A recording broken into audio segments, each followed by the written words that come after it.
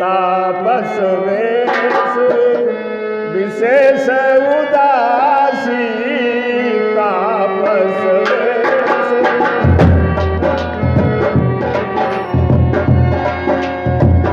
तापस वेश विशेष उदासी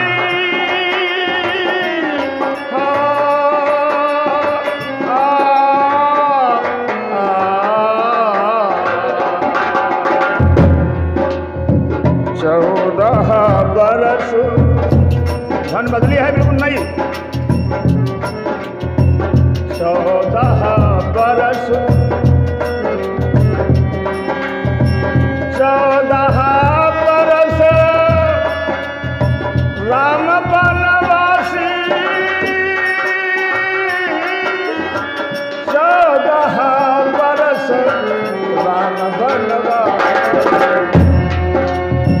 तापस वेश विशेष उदासी 14 बरस राम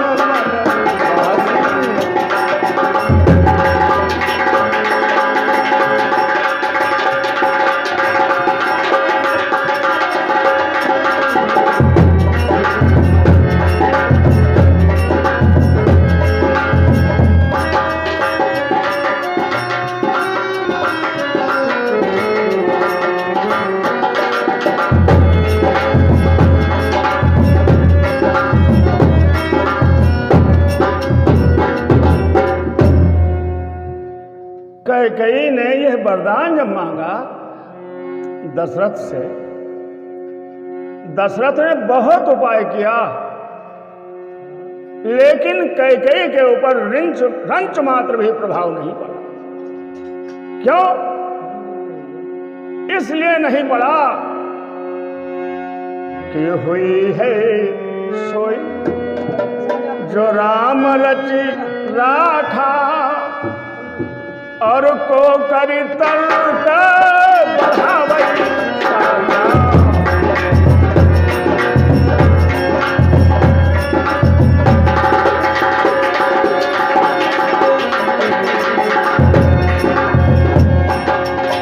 कोई है सोई जो राम रचि राखा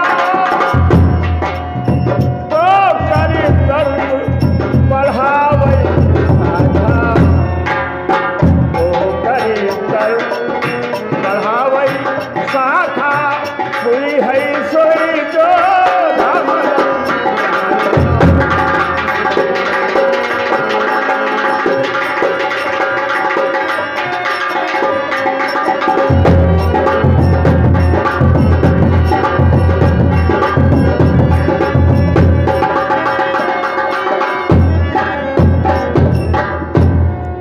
देखो वही होने वाला है जो परमात्मा की इच्छा है। अरे दशरथ ऐसे नीतिज्ञ नीति निपुण और कैकेयी ने एक नहीं मानी। समझ गए महाराज दशरथ, लाचार हो गए। अंत में 100 बातों की एक बात, अंत में 100 बातों की एक बात राजा दशरथ ने क्या कहा? अरे रानी कैकेयी,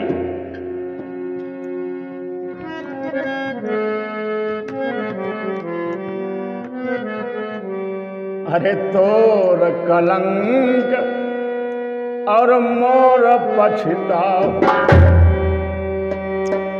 तोर कलंक मोर पछताव, मुए न मिटी न चाहिए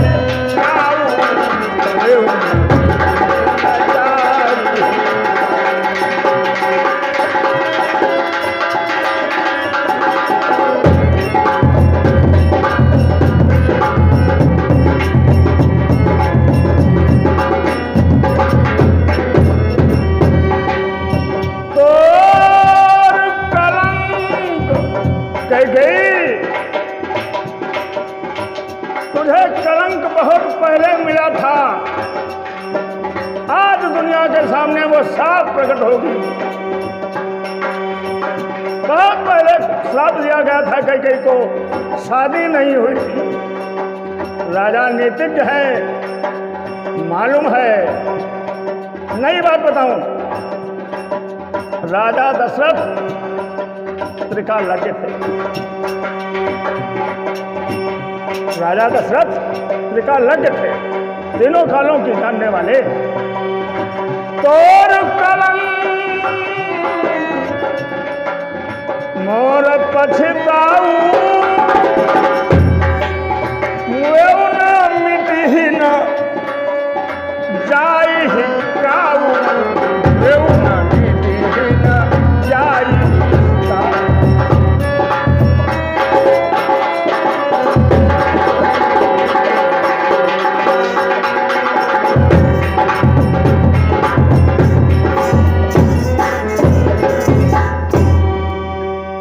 देवी, आज तुम्हारी श्राप फलित हो रही है। राम जैसे पुत्र का वनवास, राजा दशरथ जैसे पति की आज्ञा का उपहास, तो ये क्या श्राप थी कैकेयी को? कौन सी श्राप थी कुंवारेपन में? कैकेयी के महलों में दरवाजे पर एक संत सो रहा। बचपना था कैकेयी का। कैकेयी ने सोते हुए संत के मुख में कालिक पोत दिया। कालिक सोता रहा संत। जब वो उठा, संतों के पास हमेशा एक बेंत या डंडा होता है सहारे के लिए, तो देखा वो डंडा भी गायब।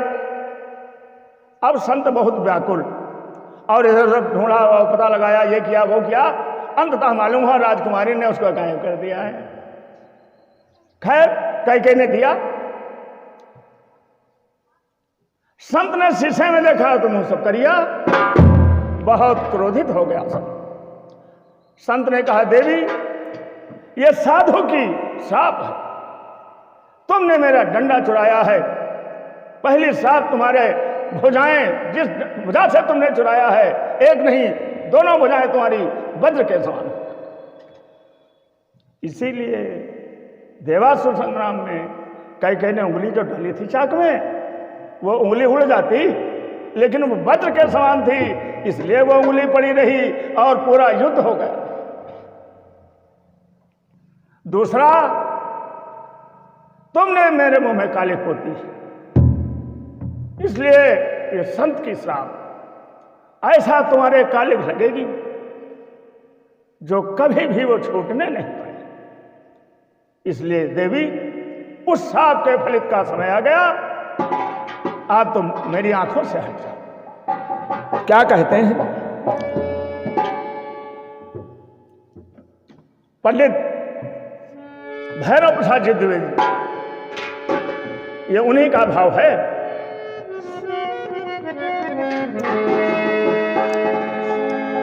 कैकेयी ने सोते संत का मुख किया था श्याम, और बालिका ने साप,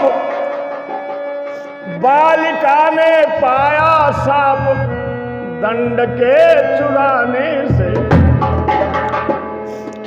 और भैरव प्रसिद्धि वरदान सिद्धि ने दिया था,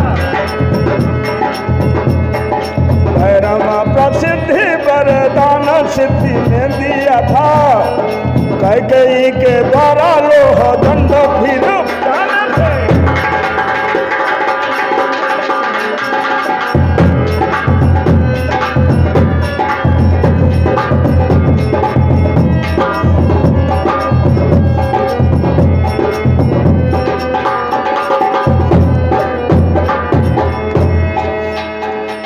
प्राणपति देव का देवासुर संग्राम में प्राणपति देव का बचा सकेगी संगर में। दोनों दंड, दोनों भुज दंड लोह दंड बन जाने से। प्राणपति देव का बचा सकेगी संगर में। दोनों भुज दंड लोह दंड बन जाने से साप संत का है, साप संत का है अंत है न कैकेयी के मुख। साप संत का है अंत है न कैकेयी के मुख। लगेगा कलंक जुर मिटेगा ना मिटाने से।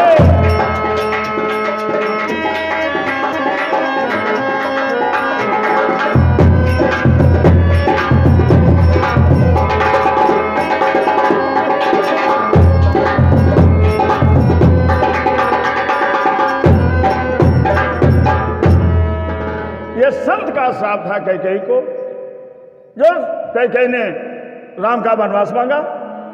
नहीं तो राम से प्रिय कोई कैकेयी का था नहीं। इस प्रकार राजा दशरथ कैकेयी को अपनी आंखों से ओट कर देते हैं और राम नाम का स्मरण करते हैं। 2 बार प्रभु का नाम लीजिए।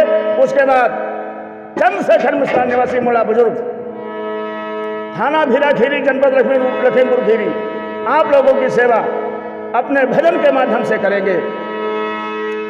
श्री राम जय राम जय जय राम, श्री राम जय राम, प्रेम से बोलो बोलो सीता राम,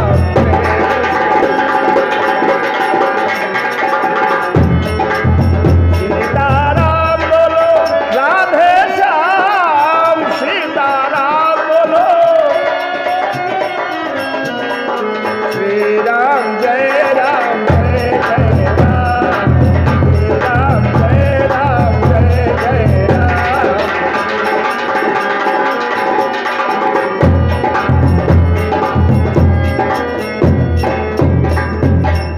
बोले रामकृष्ण भगवान की।